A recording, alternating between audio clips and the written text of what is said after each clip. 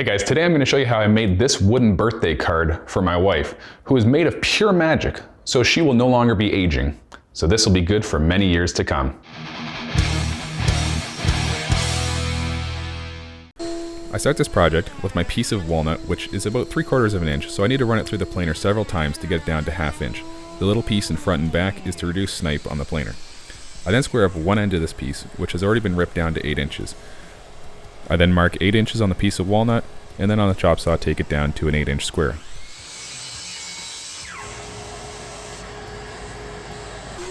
I then take it over to the router table, where I have a rabbiting bit set in my router table, and 2 stop blocks so that I won't blow past the ends. I have it set to about 1/4 inch deep, and I'm just going to nibble away at it, moving the fence back a little bit at a time. This is going to create a 1/4 inch recess in the back. This is where I'm going to be cutting my letters, and I'm going to be putting a piece of maple plywood behind it for contrasting color. Now doing this leaves me with rounded edges on the end, and I'd really prefer it to be flat so I can really snug up that piece of plywood in the back. So I set my stop blocks so I'm able to create a flush edge, and then I just set my fence for the correct depth. You see right here, I actually didn't go deep enough, and I'm going to have to bring the fence a little bit in.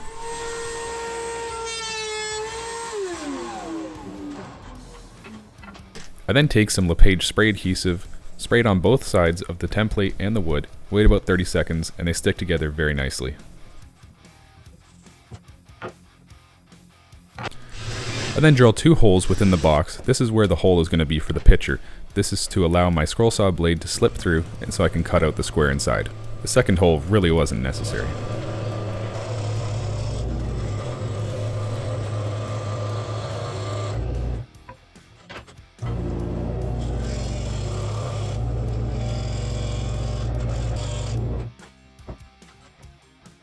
Over at the drill press, I have a 1/4 inch bit chucked up, and I'm going to drill all the letters out. This is for the scroll saw blade to go in, and I'm trying to center it so I don't have any bulgy edges.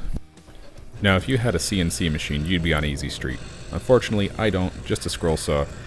So I hunkered myself down for a good 1.5 hours of scrolling out all of these letters.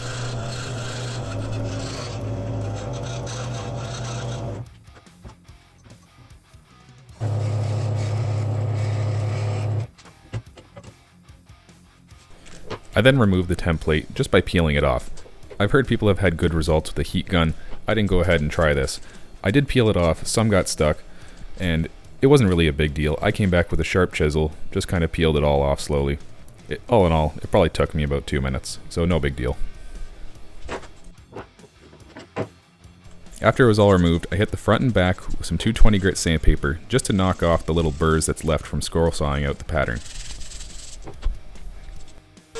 I then go back over to the router table where I have a rabbiting bit set. I have it about 3/16 cutting at a time. I'm going to do 2 passes, getting me up to about 3/8. This 3/8 rabbit is going to be for the picture frame, the picture itself, and a backer, and some hot glue to keep it in there later.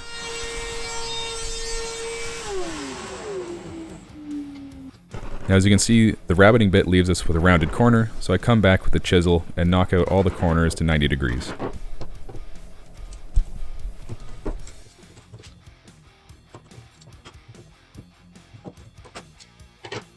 Over at the table saw, I ripped down a couple strips of scrap maple. These strips are 3/4 inch by 1/2 inch.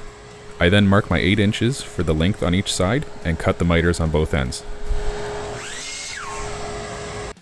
Now the glue up is very simple. I just put glue along the bottom and the miters, and then I'm going to attach it all together with my band clamp here.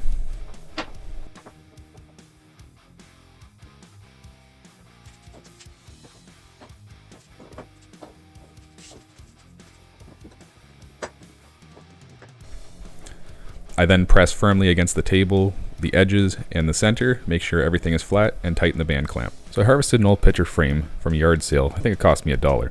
I took this glass, marked the edges, and using a manual tile cutter and a straight edge, I score it, and then I bring it over to the edge of my table, smack it against it, and it breaks cleanly.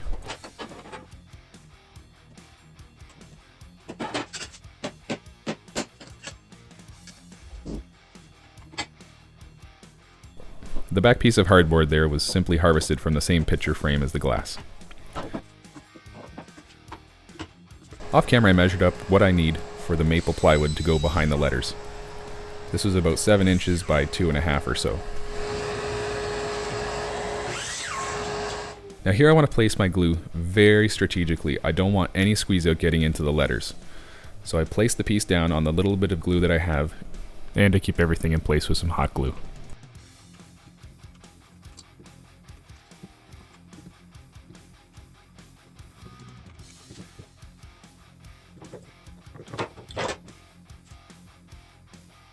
For a finish on this project, I just simply used some spray polyurethane, giving it 2 coats, 30 minutes in between coats.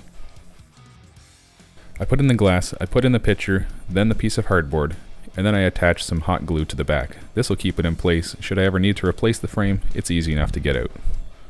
Then it was done, and time to deliver to the missus.